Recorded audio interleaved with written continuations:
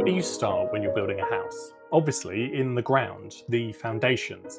Get these wrong and everything else becomes an issue. One of my first mentors in practice used to compare that directly to our project processes. Before the design gets complicated, before the team even opens a file, you need the groundwork laid properly. That's always stayed with me, and it's exactly how I run my own studio. Every one of my projects needs a strong foundation, a clear system, a clean setup, and files that make sense from the very beginning. So in this video, I'm going to show you how I onboard a new project in under 10 minutes. The workspace, the layers, canvases, styles, blocks, and Teams access. So the whole thing starts cleanly. Now, I'm building all of this in Rayon, and if you want to follow along, there's a link in the description to create a free account and set up your own project whilst you watch. But before we start, let me know in the comments what your foundations are like. What's the first thing that you do on a project? I want to know how other studios are approaching this. The first thing I do is create the project in the right place. Now, that may sound obvious, but for a studio managing multiple projects at once, the workplace structure matters. If every project is named differently, stored differently, or started from a blank file with no logic, the studio quickly becomes dependent on people's memory rather than a system. Okay, so we can start on the Rayon homepage. You can see up on the left-hand side, this is the Studio Chris Simmons page, and you can see a number of the sort of projects that I've been working on. If you look slightly lower than that, you can see workspaces, and this is where I set up all of my projects. So you can see the current projects that I'm working on. And if we want to create a new workspace, we can just press the plus button. We'll name it. So we'll call this project 215, and we'll make sure the slider is set to public. And that means that everyone in my team, so if I have other members of the team, I can invite them to that workspace. Now, why would I want to set up as a workspace? Well, that's a really good way to categorize and to collate all of my different files. So you can see here, in an example, I have a number of different drawings all living within, my different workspaces. And that means that I can directly find them and I can make sure everything is organized correctly. And similarly, on the right-hand side, you can see who's been invited to the workspace. So it could be other members of the team or people outside of your organization. And if we get started, we can set up a new model. We can import a model, so you can import a separate Rayon model, or you can set up from a template. So the templates, there are lots of different Rayon templates that you can use. They're already set up with the sort of standards, or we can create our own, which is the process we're going through. So I'm going to click on new model. Just take 1 second to load, and then we're straight into our model canvas. And I'm going to rename this General Array. And now we're ready to start setting our standards. And just to keep the destination visible, this is what we're building towards. A project foundation that's ready to draw in, present from, and hand over without confusion. Before I start drawing anything, I check the scale, the units, and I create a layer system. This is one of those small setup decisions that can quickly damage the whole file if it's not done correctly. Okay, you can see on the right-hand side, we have our units set. Now, I'm based in the UK. Everything I do is set to millimeters. It's the way I've been taught, it's the way my brain works. But you can change that to centimeters, to meters, inches and feet. If you're in the US, for example, you can just change those here. I can also determine what my areas are calculated in. So whilst my length units are millimeters, my areas are calculated in square meters. And you can define the precision and the suffixes that are related to that. And when you're in the middle of drawing, you can change that down here as well. So this is related to the canvas. I can change my units, my suffixes. I can also relate it to angles, so the precision of the angles and how many decimal places that's calculated to. The other thing I can do from here is set my stroke scale. So stroke scale is the visible scale that your lines will appear in. So if we have set line weights like 0.15 or 0.35, the stroke scale is what you're viewing it at within your model canvas. So I can adjust that if I want. I can set it to something familiar to myself. I think, Rayon comes in at a standard of 1:40, and normally that's okay for me, unless I'm working on a large site plan, for example. So I'll set that to 1:50 and then move forward from there. Since I'm in the model canvas, I'm going to start thinking about my layering. So just like many other drawing tools, the layers are really, really important. So we have our default layer, so that's without any additional layers in, and then I will create my own custom layers. Now, you may have a style that you do in your own offices, but I normally, tend to have things like import. So that will be for, CAD references or PDFs that come in.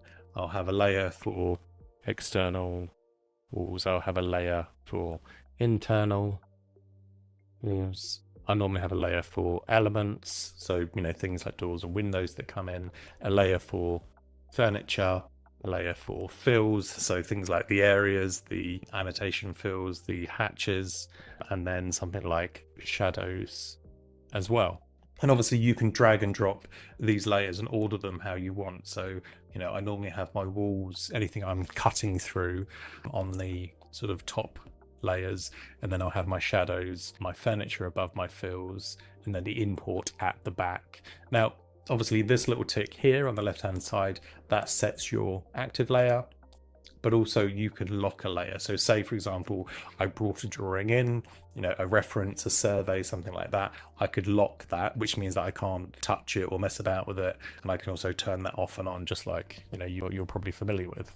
And as I said, you will have your own way of doing the layers. This is mine, and this is how I like to use it. With the standards in place, I set up the model canvas and the paper canvas. This is the working environment, the place where the drawing will actually be developed and then ultimately collated and presented. At this stage, I'm not trying to make anything beautiful. I'm making sure that the drawing environment is accurate, clean, and ready to work in. We spent some time in the model canvas, and there's a couple of things that I just want to finish showing you. So in the model canvas, I can change my preferences. So I can turn it on to wireframe. This basically makes it look like a traditional CAD tool that you're probably familiar with, AutoCAD, MicroStation, things like that. The dark background, the colorful lines. I don't work in that way myself. I can also turn on the grid. So this would help, if you have very orthogonal or rectilinear things, I can just snap that on and off. Similarly, I can show the axis, so where the center point of the drawing exists in, and also I can change the color. So, if you wanted something slightly off-white, maybe that helps with your eyes, for example, you can do that very easily. The other thing I can do from here is adjust my snaps. Now, you have a whole array of different snapping, similar to other drawing tools, and you can snap for endpoints, midpoint, centers, perpendicular. You can even set it with the grid on. You can snap directly to the grid or to the axes. So again, it's worth exploring and seeing what the best snaps for you are. Honestly, I have most of these turned on, and that's how I like to work. I would suggest exploring that. So that's the model canvas at a basic layer. And I can obviously change the name of that. So I could say, for example, I put all my plans on one model canvas, and I could even create another model canvas and call it elevations. So I can have separate, model canvases for my different elements. So if I want to be really organized about these things. So I also want to show you the paper canvas. So if the model canvas is for modeling, the paper canvas is for those sort of final drawings. So the exporting of the actual work. Every time you step onto the paper canvas, it will say if it does or doesn't create any pages. It will prompt you to create one, easy as pie. And then I can click on this and I can set the size of the drawing. So, I have my A standard drawings from A0 to A5. I normally work in A3, and I can set that as a landscape image or a portrait image. I can also put in, my own custom sizes. So I do things in social media, for example, and I can change that as well. I can change the color of the background as well. And I can also, just create more pages very simply. Each page I can set to have a name. So I could say this one is site plan, or I could do it by drawing number, 1, 2, 3, 5, however I want to name them. Another thing I like to do is to kind of set up a grid. So if I go down here to guideline, I can set, guidelines. I normally like to do this for the center. So, I know where my alignment of my drawings are. I also like to do a vertical guideline, and that will set to a center point, for example. And that means that I can set up my grid. I can copy my pages across, You know, even if I'm setting my parameters, my deliverables, for example. So, you know, me as the senior architect is setting what our deliverables are. This is what we're being paid for. So the junior architect knows how many drawings to produce, you know, no more, no less sort of thing. And we can name them. So it's all very clear, all very controlled. And similarly, we can make sure things are set out well. And again, in the paper space, we can do that same process of turning on grids, showing our axes, and going into wireframe mode if we so wish. Next, I'll jump into the drawing standards and the elements. At the start of a project, I'm not placing anything. I'm making sure that the resources and styles I'll use repeatedly are easy to access. The furniture, people, planting, title blocks in any of my studio-specific drawing styles. Okay, back into the model canvas. Now, I want to show you the block library. So the block library just is over on the left-hand side, just underneath our layers. And you can start by loading in your own block library. So obviously, as a small practice, we have some standards that we use. I can just go to Find Blocks. I'll just click on Libraries, and you'll see here Personal Libraries. So I have a number of standards set up. Now, we do a lot of work in UK planning. There are certain requirements around illustrating standardized furniture in those situations. So these are a set of furniture from the London Housing Design Guide, which I've drawn, set up, and made sure that they have all clearances around them. And that's something we just need to do to kind of prove to the planners that these are kind of applicable and they meet the standards. And all I need to do is drag and drop those in. So I have my standard sofas, for example, in here, my standard beds, and they're all set up, and I know that they will appear accurately and exactly the same on every drawing. And similarly with our standards, I've also got my title sheet. So let's jump over to the paper canvas, and I can go to Find Blocks, title sheets, and again, I can just drag these in. So obviously I've taken a little bit of time to create the Studio Chris Simmons title sheets. So I have a landscape one, an alternative landscape one. So, where the bar is at the bottom or on the side, depending on, the parameters that we're showing on the drawings, how big they are. And also there is a portrait version as well. So if we need to show a vertical drawing and, let's just say we wanted to show that on this one, I just come out of here, click on this one, and I can set that to a portrait.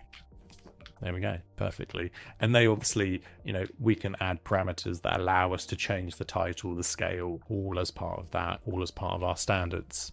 And that process works exactly the same for styles as well. So back to the model canvas. So we've got these examples of blocks, but let's have a look at the styles. So styles are applicable to lines, to text, to annotation, and even to walls. And this is what I find really helpful, that again, I have some certain standards set up. Rayon has a number of styles already set up as well, so you can explore those.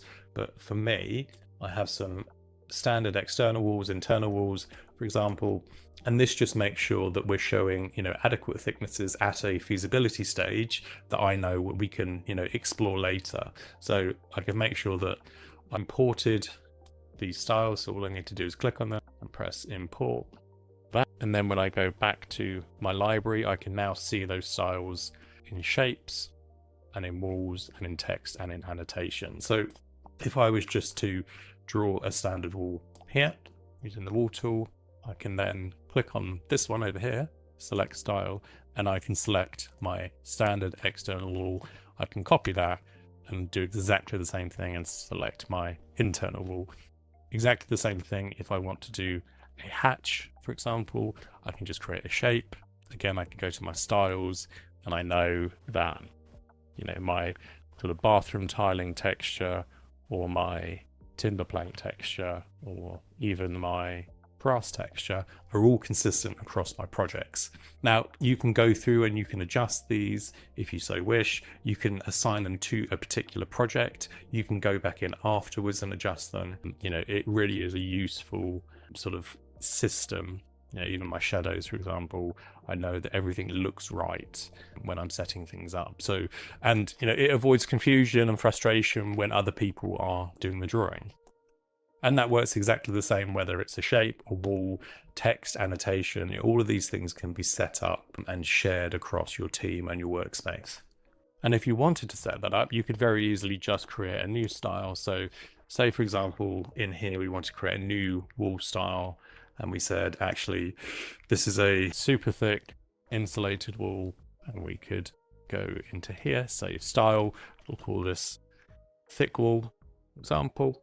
We can change the thickness of the lines, make sure it appears correctly.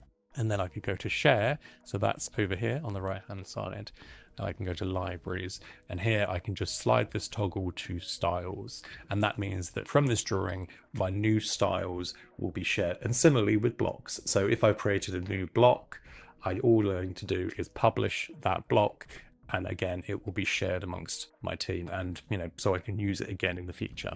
The final setup step is sharing. I'll invite the relevant team members and set the right access levels from the beginning, hopefully allowing the people to get on with their best work whilst knowing that the foundations have been built correctly. So we go to share on the right hand side, and I can go to access, and this will make sure that I can invite others in my team.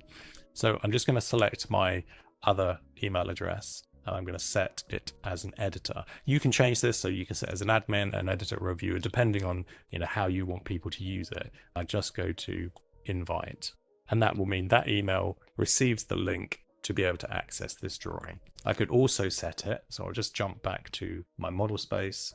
In my workspace, I can also allow people into my workspace. So this means that if any drawings come up within that workspace, they're free to use those as well. So again, I can select my standard email, invite them, or I can just set it so all members can access. So that lives within this parameter. There are some access settings available.